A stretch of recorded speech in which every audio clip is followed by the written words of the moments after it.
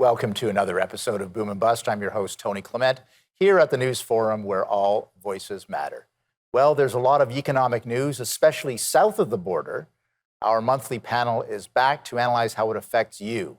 Joining us today are former Finance and Natural Resources Minister Joe Oliver and former Alberta Cabinet Minister and agent for Alberta in Washington, D.C., Gary Marr. He now heads the Canada West Foundation. Sandra Pupatello could not make it. We wish her well, and hopefully she'll be back next month. Welcome, gentlemen, to the program. Great to be here. So the USA has had 2 consecutive quarters of negative growth. Joe Oliver, is this a recession? Well, technically, of course, it is a recession, but the administration is saying it really isn't one because the unemployment rate is so low, and you can worry about talk a lot about nomenclature.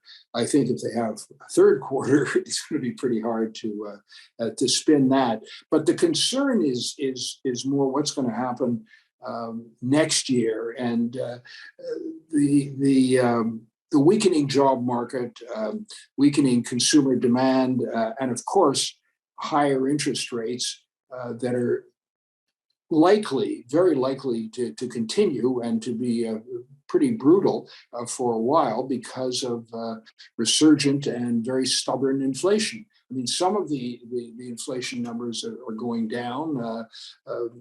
Oil is less expensive, obviously, than it was a month ago, and that is helpful. But it's pretty sticky. And the U.S. Federal Reserve Board, the head Jerome Powell, has made it absolutely clear that he's going to put priority on his key mandate of bringing down inflation down to 2%, and he was quite explicit that he's willing to do that even if it risks or creates a economic downturn. So I think those who are dovish about the central bank's actions are wrong, and I think he's going to be pretty tough. Now, if inflation moderates, it won't be necessary for him to be as brutal as some fear. But there's a pretty high risk of inflation. I think Bloomberg put it at about 38% next year. You'll never see these the news media predict inflation. Predict a recession. Unlike some economists who've picked 12 of the last 5. So when a recession happens, it will come as a bit of a surprise to the news media. But I think people are quite worried about it, and of course here in Canada we should be as well. We trade. We do 75% of our trade with the United States, and it obviously will have profound implications for us. Gary Marr, how do you read the tea leaves here? Well, it'd be very, very difficult for me to add anything to what Joe said on this subject. But I think that when I read news media coming from places like the Japan Times and other sources that I consider to be credible, it does appear that the United States is in a recession. And how long it lasts really depends on how long inflation stays with us. This is, as Joe has already said, obviously should be of concern to Canadians as well. But look at what's going on in places like Europe and how that's going to have knock-on effects to the North American economy as well. So it doesn't look like a particularly sunny prospect going into the fall and into next year. But we'll see if central banks' strategies of really focusing on inflation are going to help out in the end. Are you, Gary Marr, sorry, Joe, did you want to add anything? We've got about 30 seconds. I just wanted to add the fact that we are in the middle of a really profound energy crisis. And that is going to have a severe impact on Europe. And it's going to affect its economy. It's already impacted oil prices. We know, of course, that Germany and others are under the Putin boot, He's basically blackmailing them, and they're trying to get as much oil as they can, because Germany imports about 40% from Russia in the form of gas. We're going to just take a brief break.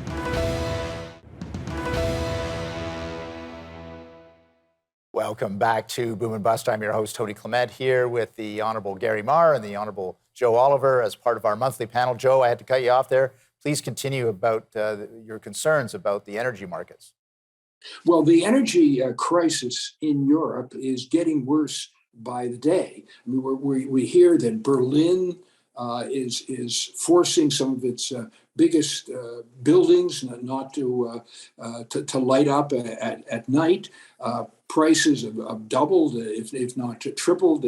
The Germans are now opening coal plants. They're trying to import as much gas as we know, but also coal from Russia. So the disastrous decision by Angela Merkel to get off nuclear is just having all sorts of terrible implications. But it's not only Germany. France, Italy, the Netherlands are also talking about using more coal. The UK is talking about starting to, they're reconsidering the ban on fracking.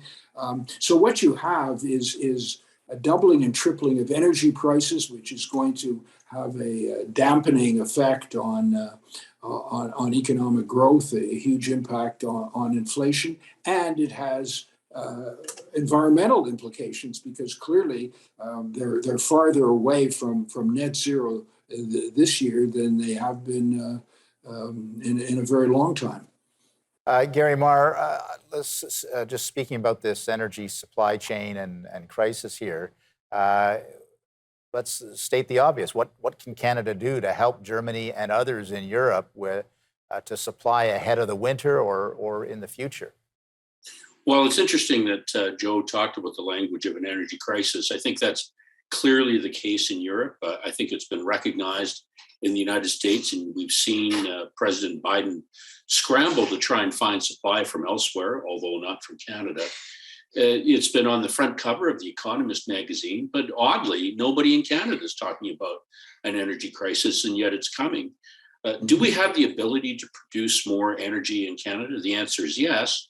But we've got a federal government that is determined to focus only on the issue of emissions and CO2. And as a consequence, we will have an energy crisis here in Canada as well. In the near term, is there much that we can do to help our allies in Europe? The answer is no. Most recently, the federal government came up with a plan to take an import LNG terminal on the East Coast, which is owned by a Spanish company, Repsol, but it doesn't have a pipeline attached to it. The nearest supply that you can get gas to it comes from the Bakken in the United States. And so we've got this circumstance where in the near term, there's not much that we can do, even though we could indirectly supply more energy to Europe by using different rates of pressurization in pipelines to get more oil into the United States, which could then be transshipped into Europe. So there are some short-term things that we can do.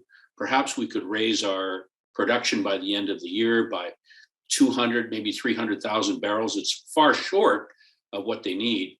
And in the long term, we really need to think about this idea that we're so focused on emissions that we don't recognize that oil and gas is going to be around for a long, long time to come, in spite of the growth of renewables and other forms of non-proliferating sources of energy, non-GHG sources of energy, all of which is good, but doesn't replace oil.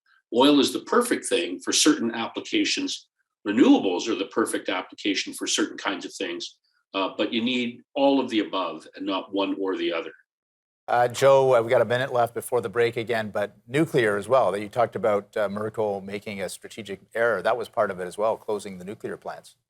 Absolutely, and now I think they're rethinking it. If they hadn't closed the nuclear plants, I don't think they would be confronting a situation as dire, certainly not as dire as they currently have. I mean, the Canadian situation is really tragic and pitiful because we, as I've said many times, we have the third largest proven oil reserves in the world, the fourth largest proven natural gas reserves. We could be a fundamental, source of energy for Europe. We could be sending our gas to Asia to substitute for coal. We could be reducing net global emissions, which is what really counts. It's not the national scorecard. It's what's happening in the globe overall. I wanted to take another break. We're taking another break.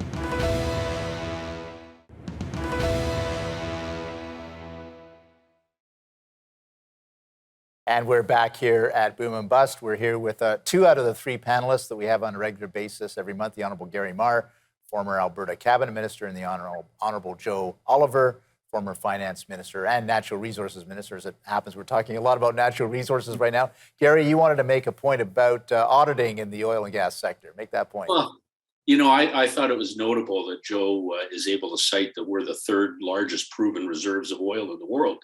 But I would argue we're the largest proven resources in the world, the largest that you can audit.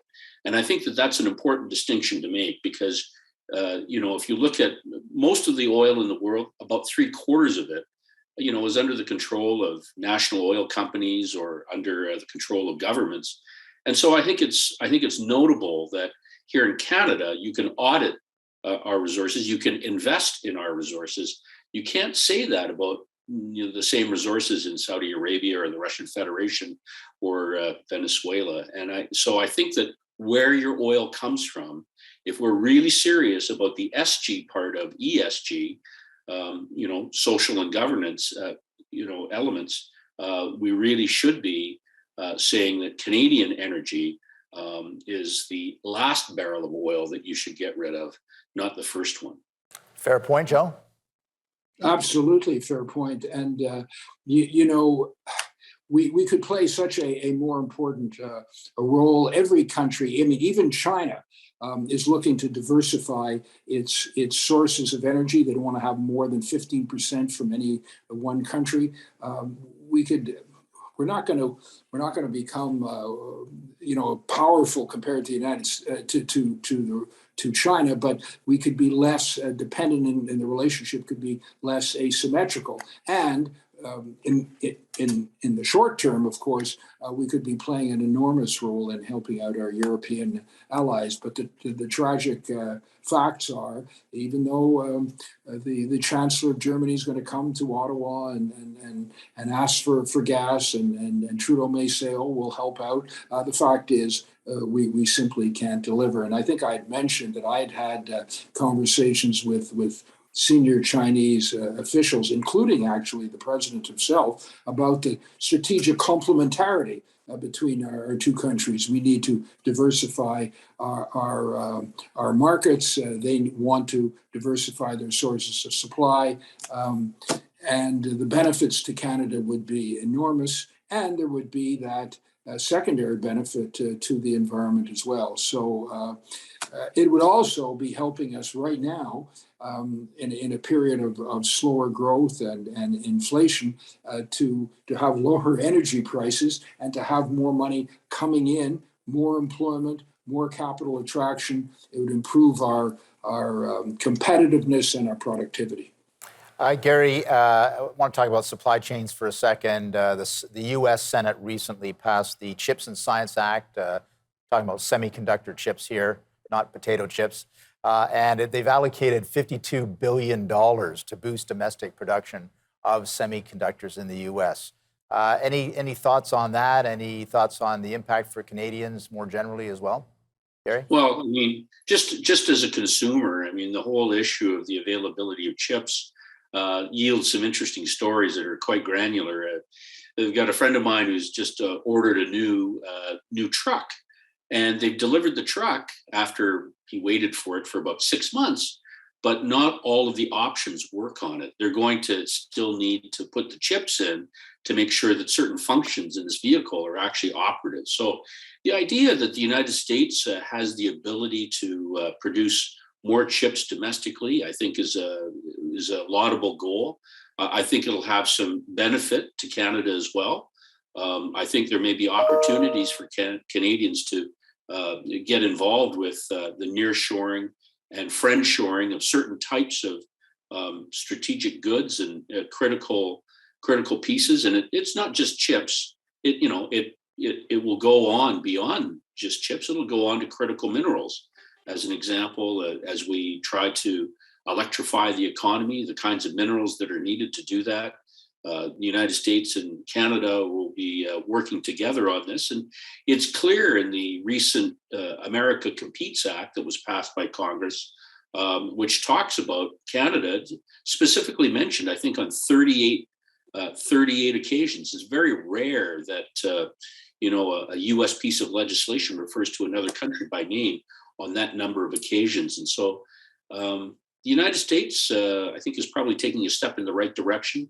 And I think Canadians should take note of this and be aware of it and seek out the opportunities that accrue from it. With that, we're going to take another brief break.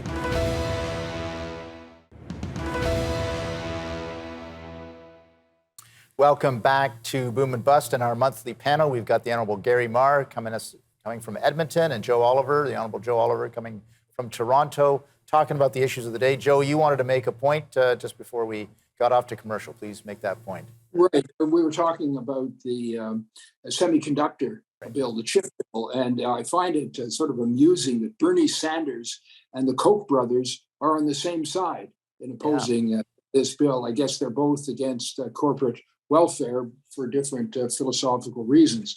But the reality is that the key competitors in this field have been supported significantly by the government. I mean, you mentioned, I think, Tony, $52 billion in the chip bill. Well, there's actually another 20 or so in terms of financing support. So it's probably closer to 70 billion. South Korea and Taiwan are big factors in this industry as well, and they've had a lot of government support. And then, of course, China, where it's all coming from the government. And we're talking here about the tens and hundreds of billions of dollars. Canada recently announced a mammoth, I think it was 150 million, or maybe 150 million. Sounds like a big number, although not compared to some of the recent deficits. But we're not a factor, unfortunately. And why couldn't we have been, and why can't we? I mean, we were economically ahead of both Taiwan and South Korea, and probably still are a little bit, but who knows for how long? So countries that focus on value-added industries seem to be benefiting from that. Now, from the United States perspective, it's not only economic growth, it's national security, which they take very seriously, and they should. But so should we. It's so topical, and I've got you gentlemen with a lot of international experience. So Nancy Pelosi's recent visit to Taipei, Taiwan. What are your thoughts from a geopolitical basis? Gary, you can start off. Well, the first time I was in Taiwan was in 1984 when I went to school there. And I have to say, more recent visits, it's a remarkable country. It's done amazing things over those decades. But back in 1984, it wasn't possible to travel directly from Taiwan into China. You had to go through perhaps Hong Kong or some other place in order to transit into the country. I'd say this: decades and decades of patience and forbearance have resulted in a remarkable relationship between Taiwan and China. Today, there are thousands and thousands of people that travel back and forth between the two. There are businesses that have headquarters in Taiwan and are manufacturing in China. It seemed to be a pretty doggone good thing going for both. Right. It was a great reciprocity of benefit between the two, and Xi Jinping's steadfast commitment to the idea that Taiwan has to be brought into the fold. He doesn't seem to have the same level of patience and forbearance that his predecessors have had. And so now we've got a very difficult situation in Taiwan where Nancy Pelosi has gone in there the first time since Newt Gingrich has been there. So it's been some decades since a senior person of this level. But I recall when I was going to school there, I mean, it was very common for members of Congress and members of the US Senate to make regular visits to Taiwan. And make no mistake about it, they were there to sell guns and arms and aircraft and missiles. I'm guessing that more recent congressional delegations led by people like, Senator Lindsey Graham have probably had the same objective. But you've got now, boats floating through the Straits of Taiwan, and there's the possibility of something happening, perhaps by a collision or an accident, could trigger a whole host of bad impacts. The coast of China is littered with surface-to-air missile installations, radar installations, and surface-to-surface. We're going to have to leave it at that. And Joe, I owe you a 2-minute slot next month. I apologize. That's all the time we have today. Yeah, but thank you for joining us, both of you. Bye-bye. Bye. Great panel discussion again with Joe Oliver and Gary Marr about a lot of issues: the economy, recession, China, semiconductor chips. Always a wide-ranging and important discussion. Thanks for being here for that discussion.